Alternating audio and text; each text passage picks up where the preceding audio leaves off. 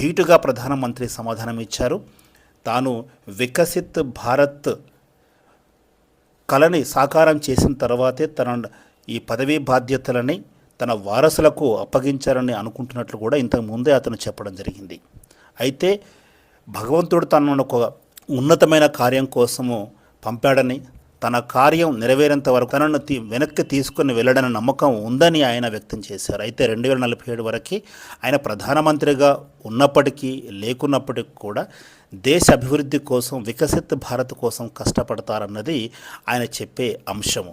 అంటే మరో 5 ఏళ్ల పాటు ప్రధానమంత్రి నరేంద్ర మోదీ అధికారంలో కొనసాగి ఆ తర్వాత ఎన్నికల్లో పార్టీని విజయపథాన్ని నడిపించి అవసరమైతే ఆ తర్వాత ఎవరికైనా బాధ్యతలు అప్పగించినప్పటికి కూడా ఒక పార్టీ నాయకుడిగా, ఒక సీనియర్ నాయకుడిగా, ఒక మాజీ ప్రధానమంత్రిగా రాబోయే ప్రధానమంత్రికి మరి దశ దిశ నిర్దేశం చేసే